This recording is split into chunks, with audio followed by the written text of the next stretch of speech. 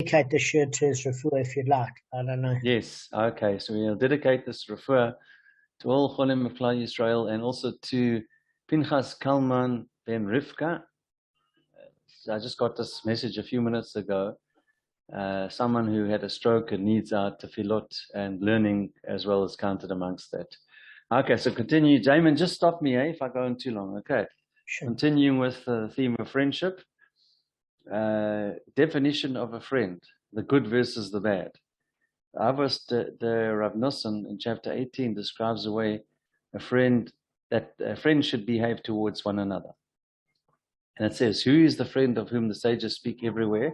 One whose opinion is valued by the other, and therefore they eat and drink as one, and converse with each other, and reveal their secrets. Of them it says, two are better than one. The first condition for genuine friendship is the trust and esteem that they share, such that one's opinion is appreciated by the other. As a result, there is a pronounced openness between the two, as well as shared experiences bonding them in friendship. Orchas Tzadikim in Shar Ha'ava explains the difference between a good friend whose association one should seek and a bad friend who should be avoided. It says, acquire yourself a friend that chastises you when your actions are improper and who teaches you to be good and who helps you both spiritually and financially. This is a trustworthy friend. But the friend that flatters and justifies your errors and mistakes and consoles you on improper actions, remove yourself from him. Likewise, a friend that takes from you his own needs and would seriously hurt you or cause you damage for some insignificant pleasure, quickly disassociate from him. Okay, let's leave it at that and continue next time. So it said there about opinion. And I didn't say any different opinion, but we have to respect the differences of opinion with people and not get upset.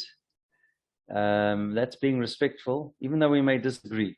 I mean, unless it's like a halachic thing or something that's very extremely controversial, then maybe we don't have to agree. But politically or other things, if someone disagrees with us, rather agree to disagree and not stop speaking to someone because of it. It's not worth it. I agree. I'm sure we can all relate to that. I agree. I also think that when somebody chooses a friendship, that you've got to choose somebody that's got the right sort of personality and doesn't rub you up the wrong way. Because, I know a couple of mentally ill people, and no, I'm saying that they give Musa with glee. And it's almost like they can't wait to pick you out in full and fault. And I think it takes a very special skill to be able to have a conversation with somebody and say, look, you have got options, you can do it this way. Or if you consider another way, what do you think the spiritual implication would be for you? Is there any reason you're not doing it this way? Is it too difficult for you? And not to have somebody that turns around to you and says, no, this is the halacha. No, because a person like that, you want to just slap. Honestly, just want to slap. I can only take Musa from very few people. And I also take Musa from people that living it. Like if Arthur gives me a Musa on sensitivity, I take it from him because he spends a lot of generous time helping other people, where even if he wasn't paid for it, he'd still have the pleasure of helping them. He has to pay bills. But I'm saying I wouldn't take Musa about generosity from a stingy person. And that's how you can tell a lot of people around you are mentally ill. They're people that have given me Musa that they themselves are really lacking in that area. Although I think maybe that's why they recognize it in me, because if it's not deficient in them, what's irritating them about me is them. They have to recognize something in order to be irritated. So, All right, so guys, listen, what we dealt with yesterday in the 78th daf, and congratulations to all of you, because we've been doing a daf a week. Okay, so we've been keeping up with it, is that we're saying, like, there are different ways to interpret a pasuk, because the problem is you can read it and say the pasuk is, and the first part of the pasuk, which says an ox and a lamb, right? And an ox and a lamb cannot breed. So therefore, it's excluding a hybrid, and then the superfluous or is coming to teach you the opposite, to include a hybrid. But if you read the last statement of the verse, you've got a lamb or a goat, which can breed, which teaches you to include a hybrid. So the extra or is telling you to then exclude a hybrid. So we're saying, how do we know how to read a pasuk? That's the bottom line. How do you know if you derive the first part or you derive the second part of the pasuk? Gab, you with me? Yeah, I'm with you, sir. I went to go get my yarmulke, was it not? No problem. So we're saying, how do you really interpret a pasuk? Because depending which part of the pasuk you interpret, the former or the latter, the superfluous or is going to come and teach you completely opposite things. So Rava is saying that firstly, you've got to look at the context of the verse. Because if you look at the case of theft, there's a little bit of logic to it. And that logic is, you don't want somebody to steal your mutant Ninja Turtle, don't steal theirs. You know, if you don't want somebody to steal your hybrid car, don't steal theirs. So the thing of it is, there's a bit of logic to it, obviously, and it's replaceable. You've got to include that in theft. Why is it exempt? The issue is that when we talk about a hybrid, if it's got an element of a sheep or an ox to it, that would mean it's a 4 or 5-fold payment, and that's the chiddush. Not that you have to pay double. Anything that you steal, you have to pay double. But why would there be a 4 or 5-fold payment for the hybrid? That's what was bothering me. And I worked out it's because the hybrid itself has got an element to that sheep in it, or that ox, and that's what makes it eligible to the higher payment. So in future, guys, if you are going to go on a stealing spree, steal low-cost items where you only pay double, like a donkey. No, I'm sorry. No, I shouldn't say that. Don't steal. It's bad to steal. But I'm saying I don't know why people are in the ox and sheep business to steal. Because when you steal that and slaughter or sell it, you're in for a highest amount. But whatever it is, Rav is saying that you've got to take the context of the verse and you invert it. So if you look at the pasuk with regards to theft, okay, it's pretty straightforward. And how do we know it's straightforward? Because if you look at Shmot chapter 21, verse 37, it states, if a man steals an ox or a seh and slaughters it or sells it, he shall pay 5-fold cattle in the place of an ox and 4-fold sheep in the place of the seh. So obviously it doesn't say 4 sheep in the place of a sheep. So seh is what? Was it 4 sheep in the, because you can either derive it that you need it's a full proper sheep, in which case why didn't only mention a sheep? That's the first question. And the second question is, it says there quite clearly, if you slaughter or sell it, you have to pay the 4 or 5-fold, depending on what sort of hybrid you steal, because you're not going to consume it. So it doesn't have to be kosher, it's a working animal. You deprived somebody of selling it to a non-Jew. So therefore, you've deprived them of that particular animal. Now, the or we said yesterday with an aleph and a vav is superfluous, but not the context of the word or. Because the or is saying if you either slaughter or sell it, you're eligible for the 4 or 5-fold payment. So the concept of or is not superfluous. It's the additional word of an aleph and a vav, because you can use the word v'shor u-se, meaning it says the ox or the sheep. When you have the conjunctive vav, it means and. But we know it's not an and because the pasuk is not telling you that you have to bring you have to steal an ox and a sheep in order to be eligible to the 4 or 5-fold payment, either or. And the same thing, you don't have to slaughter and sell it. If you're in the slaughtering business, you owe the 4 or 5-fold payment. Same if you're in the selling business. So it has the or there, which is not superfluous. The or we're talking about in terms of it being unnecessary is the extra aleph and vav in 2 places. Well, in this particular pasuk, and certainly in one place, where you could have just supplied a vav to the adjoining word. So therefore, that's coming to teach you the opposite. So if you have an ox and a seh, which is some sort of lamb or goat, that we can determine, Kevin.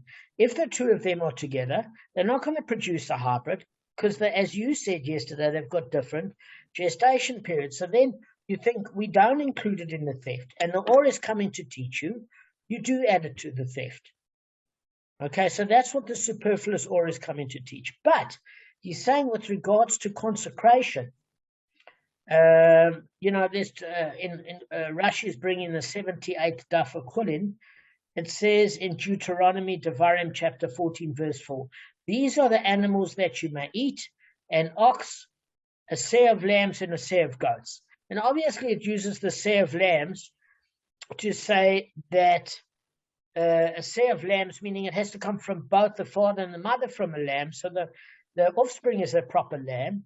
And a seah of goats means it mentions the seah both in terms of the lamb category as well as the goat category, which lets you know it doesn't say a seah of lamb and goats. Off, watching your patient.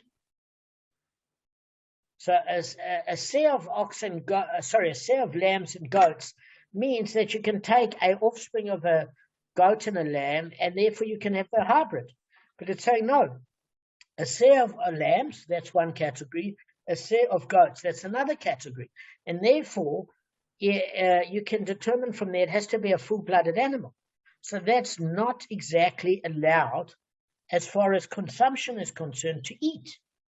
So you may only eat an ox, a seah of lambs, a thoroughbred offspring of a lamb, and a seah of goats. So that's as far as eating is concerned. But Tosfot says there's a different pasuk that's actually used, and that pasuk for Rava's exposition is actually on the Pesach offering, which is a little bit earlier on in Shmot.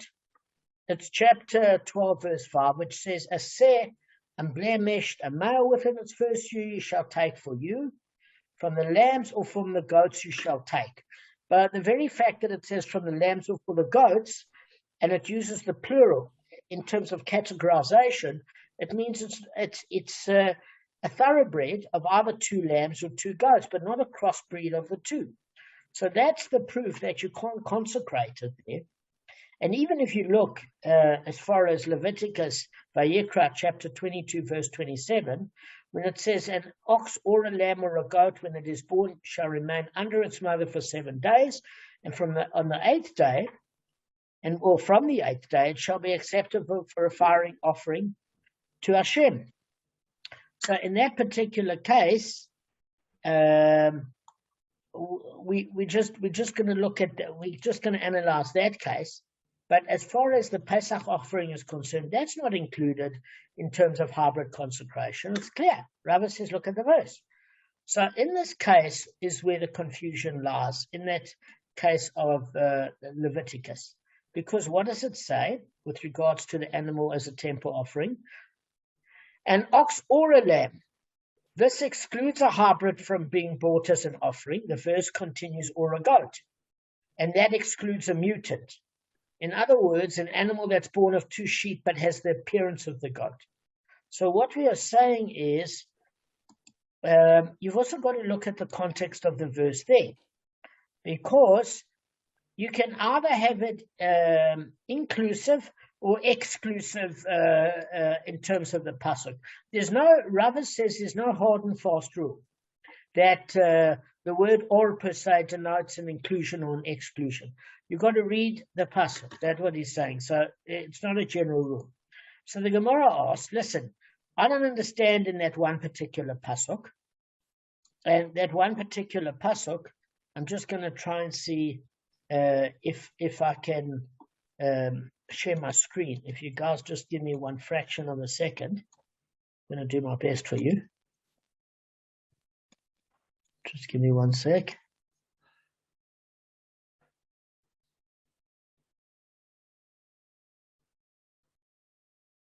Just give me one sec, guys. Apologies for this. Okay. I'm actually doing it live in corridor as I'm speaking to you, because I think that might help somewhat. Okay. So, because I think if you read, Kevin, I don't know about you, but it certainly, I think will help you. Do you know what I mean? To read. To read it. Yeah. To read what? Prepare, you mean? Well, to know what's going on, to actually know what's going on. I mean, what you're going to show to us now on the yes, what he's going to show on the screen. Yeah, obviously if you press go is brilliant, but what Damon's going to pull up on the screen. Yeah, sure. All right. So look, Kev, I want you to read this Leviticus verse. An ox or a lamb or a goat, when it is born, shall remain under its mother for 7 days.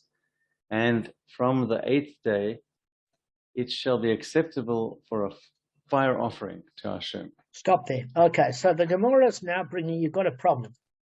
Because we understand that if you have an ox, like the other Pesukim in terms of the Pesach offering or the theft, it's easy. Because you've got an ox or a lamb there, right?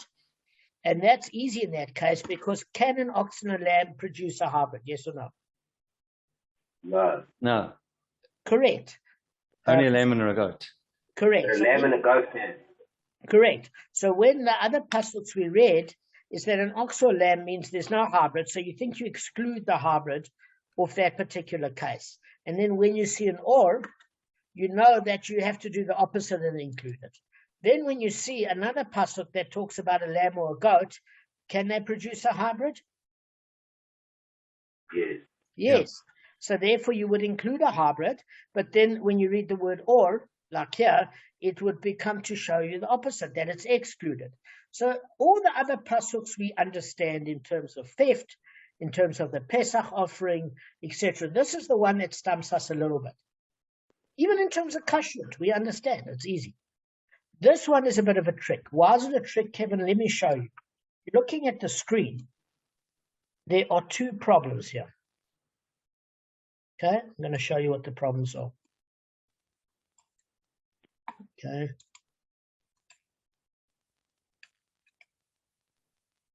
Sorry, guys, I'm doing this in real time. I'm trying my best. Okay. You can stop showing off now. I wish I was functional. Arthur's really the one that can show off. So, Gav. This is still pretty damn good. Yeah, but Arthur's bloody good at this. So look here. What I'm saying is, Kevin, this is where the question in the Gemara comes up. Is it says, well, how do you interpret this word, this verse? Do you say that with regards to a temple offering in this verse in Leviticus, is the hybrid excluded or included? Because if you interpret and saying an ox or a lamb, okay, that is superfluous because you could have said keves. You're saying it's not kesef, it's keves. Is that right, Kevin? Keves. Fine. So you could say sure, keves, without the aleph and the or. So that word or is actually superfluous, right? So in other words, what you could do is say that a shore and a lamb, an ox and a lamb cannot breed. So a hybrid would therefore be excluded from this temple offering. But that word or, which I've come to show you now, is saying that it's actually the opposite. It's included. Okay? Are you with me? So we think then maybe it's included, the hybrid, in terms of the temple offering. So that's the one way to interpret it, Kevin. You've got another way. And that way is you could read the second part of the pasuk and see a lamb and a goat as per the screen and say, can they create a hybrid? Yes.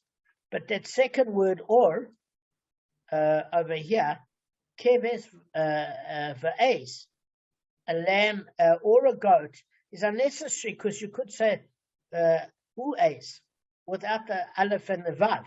And therefore, a lamb and a goat can produce a hybrid, so you would think it's included, and then the or says it's not included. So what we're saying here, Kevin, if you look at my screen, is we're getting mixed messages from this particular puzzle. That's the question of the Gemara. Because depending how you pair it, a hybrid's either excluded or included with this superfluous or. Can you see that, Kev? That's the problem. Do you read it as an ox or a lamb, which means an ox or a lamb can't produce a hybrid, and therefore the or is teaching you do include the hybrid into this temple offering? Or do you say a lamb or a goat can produce a hybrid, and therefore that extra or is teaching you that you can't include a hybrid in the puzzle? We're learning opposite things depending on which group of words we put together. Kevin, that's the question of the Gemara now. Guys, are you with me? Are you not with me? I'm following you 100%. Did you see? Okay, can I just say something? It might be course. completely off No, it's not off. I just want you off to, track here. I just want to know. Maybe it's not saying specifically about a hybrid there, but if a hybrid is from a lamb or a goat, then it should be. Then it's also maybe it could also be acceptable for a fire offering, because it consists of a lamb or goat. There's no question there, Kevin. To answer your question, you're completely right. There's no question with regards to a thoroughbred ox, lamb, or goat. The question is, and you asked a great question. I don't even see the word "say" there. That's what you're asking. Yeah, you're completely correct. So So no. Let's answer your question, because I don't know. Just throwing it out there. Good. That second question is good, because there's no doubt that an ox or a lamb or goat, there's nothing to talk about. They're all kosher animals. You can offer it as a temple offering. The question is here, Kevin asked, which is brilliant. Where do you see the word "say" to even have an issue? So to answer Kevin's question, because it bothered me too, I read up and looked and asked and etc. And basically is that if it's mentioned in other Pesukim in terms of eating and in terms of the Pesach offering, the rabbis are obviously going to ask here, well, what do we do with the hybrid? Since it's a case of interest in other offerings that come up. The Maisa offering, the Bechorim, do you understand what I'm saying? Kev? Many offerings, the subject comes up in the Pasuk, as we read from Shmot and Deuteronomy. So this thing of it is, the question is, it doesn't mention it here. So what do we do with such an animal? The question comes up with the fact that it's somebody would want to know what to do with their hybrid. And it's clear in other cases, but not in this. So the question, maybe they're losing out on a mitzvah of it can be used for a sacrifice, and they miss a mitzvah, they miss an opportunity. Exactly. So the point of it is, it doesn't have to be mentioned here. The fact that it's dealt with in other offerings and in other cases of chulin and eating an animal, the question will come up here. Well, what do we do with the hybrid? Even if it's not mentioned, because we say, well, there's no say is mentioned here. So what do? We know, do we read it as saying, well, we can include a hybrid in this temple offering or not in this particular chapter? Okay, for this offering. So we're saying we don't. Can we not look at what the actual hybrid is to get the answer for this? It's an excellent question, and that's exactly the problem that's posed. And that problem, okay, so I know what Gavin's asking. It's an excellent question. Gavin's saying the question answers itself. Because if it's an ox or a lamb, for example, that can't produce a hybrid, but then, Gavin, your question answers itself anyway. Because your question is, just look at the animal, see what combination it is, and read the pasuk accordingly. Correct. That's what I'm saying. Okay, so the problem with that is very clear, is that an ox or a lamb can't produce a hybrid. So there's nothing to talk about whether it's included or excluded. You can't include something that doesn't exist. There's obviously no hybrid for that one. There's only a hybrid for the other one. The lamb or the goat, exactly. So what we are saying is here, that's how the Gemara answers it. How do you interpret it? An ox or a lamb and a goat? Well, the question is, you can really do a lamb or a goat as a hybrid. So would you include the hybrid from a lamb and a goat? And the answer is you would,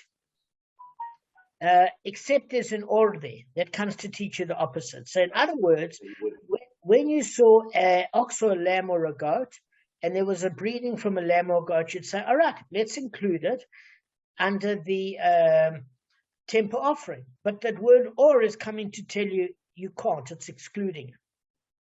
Our question is, if that's so bloody obvious, why don't we just have an ox, lamb, or a goat? Because then or would be superfluous as long as it had an aleph and a vav, and not the v. That's the question the Gemara is asking, right? Why are there two words or? Why are there two words or? Yeah. So that's your one question. And the other question is, Gavin, then why don't you just ignore it? So in other words, you can still read the pasuk of saying, listen, a lamb or a goat, okay?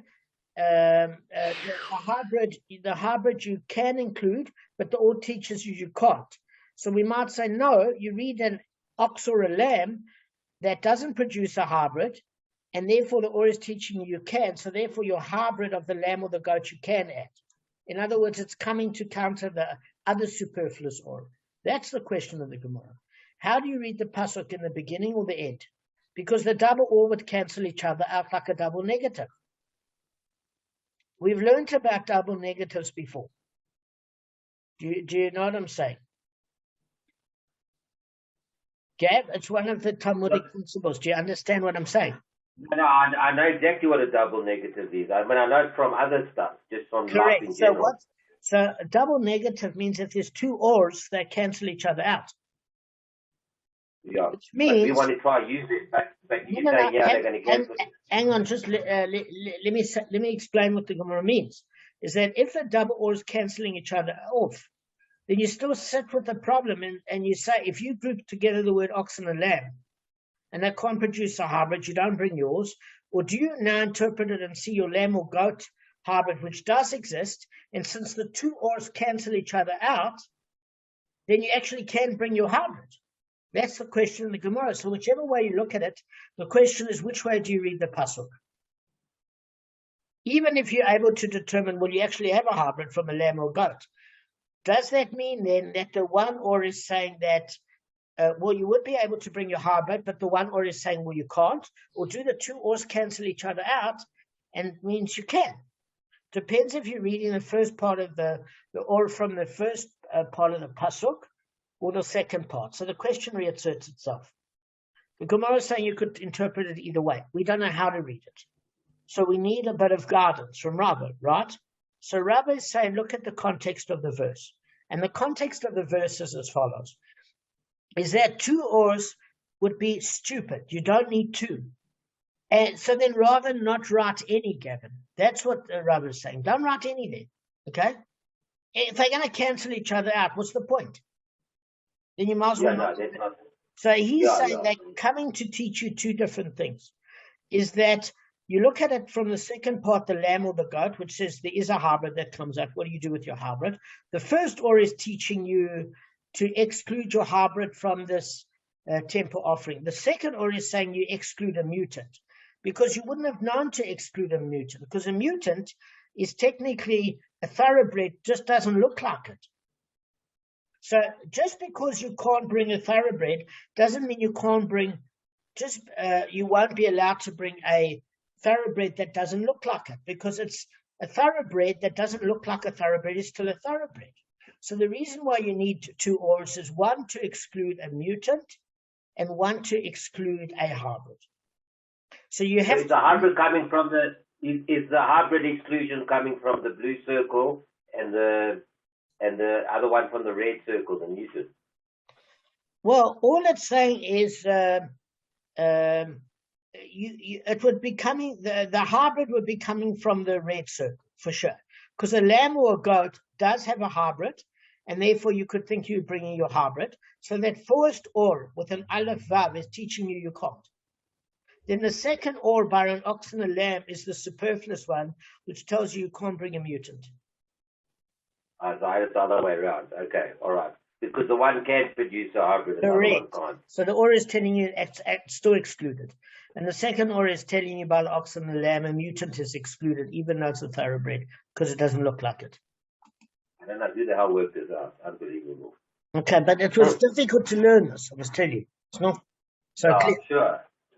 So now that is now that that's there, we wanted to know a little bit more.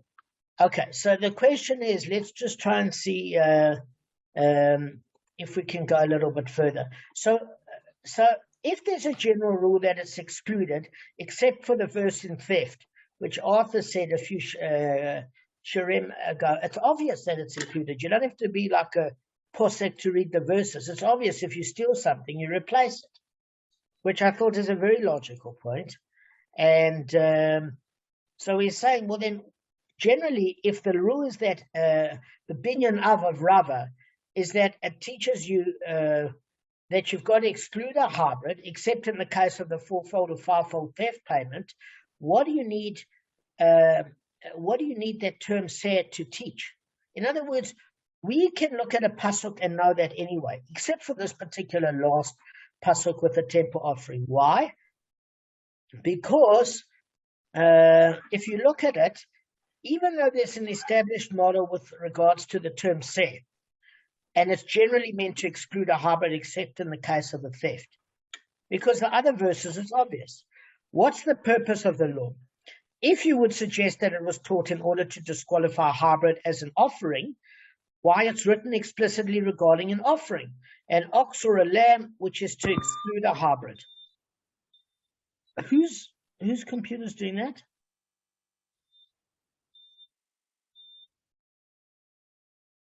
Oh, your patient on life care. Sorry, mate. Yeah, why did you switch it off, Arthur?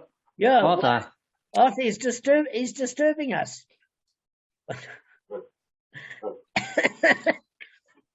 Sorry, mate. This is what I listened to for hours. What are you talking about? All right, It's guys, not my we've guy, it's the guy got next a door. few minutes. We've got 6 minutes. Quickly, I don't want to. So what he's saying is we don't need it for the case regarding an offering, because that case generally excludes a hybrid. Okay, it's obvious. You just have to look at the verse. So what do we need the special binyan of Rava to teach? And we say maybe it's to teach the pasuk regarding to disqualify a Maisa offering, because again, Kevin, it was clear in the Pesach offering. With this temple offering, it's been worked out. Okay, so it's almost obvious the way it's been worked out. You don't need Rava's binyan of. So as far as a Maisa offering is concerned, maybe you needed to disqualify that. But you don't, because if you look at the Maisa offering in Leviticus, Vayikra, chapter 27, verse 32 and 33, it commands the tithing of one's newborn cattle, sheep, and goats. Okay? So guys, the animals are gathered in a pen, and there's an opening large enough for only one animal at a time to exit. So the owner counts the amounts of animals as they leave a pen, marking every 10th one with the red dawah, declaring this one is Maisa, because the tithing is a 10th. So the tithed animals are then brought to the temple in Jerusalem to be offered as sacrifices, with their meat being eaten by the owner and his guests. So the Torah notes that even though it doesn't use the term seh in the passage of the animal tithe, but it rather uses the term sun, flocks, there's a Gezeirah Shabbat comparing the context of the animal tithe and other offerings, because it uses the word tachas. Okay? And the tachas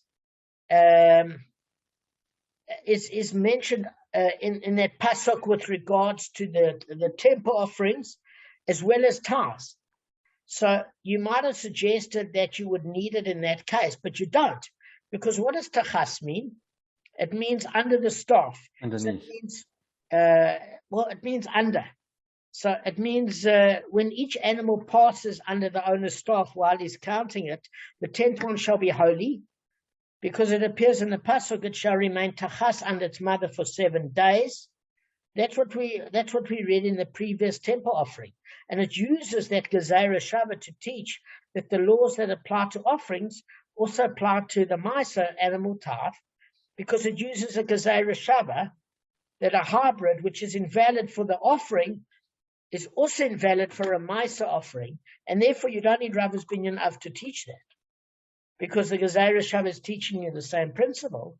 So if the laws of Maisa are derived from the laws of offering through the Gezeirah Shabbat using the word tachas, then maybe we're suggesting that it would be to teach, to exclude a hybrid from the Bechorah, the firstborn. Because the laws of Bechorah are derived from the laws of Maisa offerings, because there's a separate Gezeirah Shabbat, and that separate Gezeirah Shabbat is the word havara. Okay, so what that means of it is that a male firstborn, offspring of a cow, sheep, or goat, or whatever, is given to a Kohen, and he offers it as a sacrifice. So the word seh appears with respect to the Bechor as well, in the different verse of Vayikra Leviticus, chapter 27, verse 26. But the firstborn, whether an ox or a seh, So you could suggest that maybe Rava's binyan av is used to teach the word bechor means to exclude a hybrid, but you don't need to. As long as there's a gezeira shava, you take through that same principle where you don't need that binyan av that says that basically if it's excluded from offerings, it's therefore excluded from Maisa. If it's excluded from Maisa, it's excluded from the Bechor. Why? Because you count the firstborn in the same, similar sort of vein. Okay? Because the Torah states with respect to a Bechor, different verse, guys, Shmot chapter 13, verse 12, Vahavaita means, and you shall pass. So every first issue of the womb to Hashem, it's stated with respect to the animal tithe. Okay, in Leviticus chapter 27, verse 32, whatever Yavor passes under the staff, the 10th one shall be holy. So again, guys, it establishes a Gezeira Shava that teaches that the laws which apply to the animal tithe apply to the Bechor as well, the firstborn. So we already know through the Gezeira Shava of Dechas that a hybrid, which is excluded from the animal tithe, is excluded from the Bechor as well. So you don't need Rava's binyan av to teach it. Okay, so alternatively, you can derive that a hybrid isn't subject to Bechorah in a different manner. You can say even if a mutant born from two sheeps, you say is not subject to Bechorah, for it's written, but the firstborn of an ox teaches that an animal is not subject to Bechorah unless it's an ox and its firstborn is an ox. What does that mean, its firstborn is an ox? It means the firstborn has the appearance of an ox to the exclusion of a mutant. So obviously, if you can't use the Bechor, which doesn't even look like an ox, but is a full-blooded ox, you can't use a hybrid that's not subject, and it's obviously not subject to Bechorah. Because if you can't even use something that looks like a hybrid, you can't obviously use a hybrid. So that's in Numbers chapter 18, verse 17. Okay, so guys, that's